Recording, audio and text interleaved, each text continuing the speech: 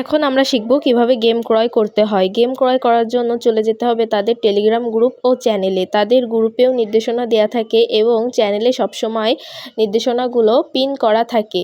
তো আজকের ডেট এই যে 24/9/25 এবং এখানে খেলা শুরুর সময়, শেষ সময়, প্রত্যেকটা অর্ডার, প্রফিট সবই এখানে দেওয়া আছে। তো এখানে ছবির মাধ্যমেও সঠিক নির্দেশনা দেওয়া আছে এবং লিখেও দেওয়া আছে। তো এই যে আজকের গেম এখানে দেওয়া আছে। আপনি এটা সঠিকভাবে দেখে নেবেন, ছবির মাধ্যমেও দেখতে পারেন এবং লেখাও দেখতে পারেন। এই যে আজকের অর্ডার 3/1 1.80% প্রফিট রেট।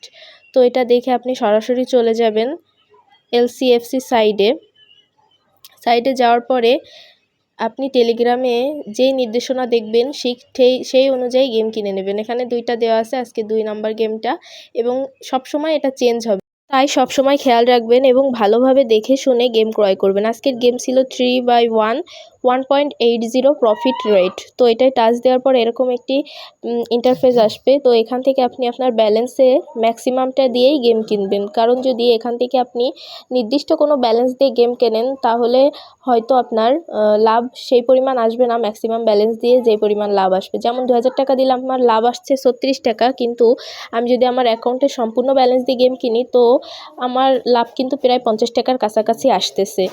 তো আমি বলবো সবসময় ম্যাক্সিমাম ব্যালেন্স দিয়ে আপনার গেম কেনা উচিত, এবং ম্যাক্সিমামে দেওয়ার পরে আপনি এখান থেকে অর্ডারটি কনফার্ম করে দিবেন। কনফার্ম করার পরে আপনার সাকসেসফুলি গেমটি ক্রয় করা হয়ে যাবে। এই যে your bet has been placed successfully, মানে আপনার গেমটি সাকসেসফুলি কেনা হয়ে যাবে। দেন আপনি এক কাজ করবেন, নিচের দিকে এই যে অ্যাক্টিভিটি নামে 2য় নম্বরে অ্যাক্টিভিটি নামে একটি অপশান আসছে, এখানে যে আপনি এখান থেকে সবসময় আপনার গেমের সকল ডিটেলস দেখতে পারবেন, যে আপনি গেমকে কত টাকা দিয়ে কিনলেন, কত টাকা লাভ হলো, সব কিছু এখান থেকেই দেখা যাবে। তো আমি 2200 টাকা দিয়ে গেম কিনলাম, কারণ বাকি 500 টাকা আমি উইথড্র করে দেখাবো, যার কারণে সম্পূর্ণ টাকা দিয়ে আমি গেম কিনে দেখাতে পারিনি।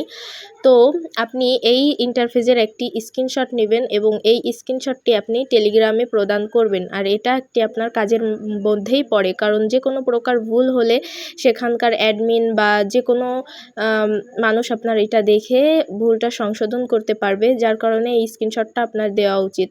সবসময়ই এই স্ক্রিনশটটা দেওয়ার চেষ্টা করবেন, যেটা করলে আপনার আশা করি উপকার হবে।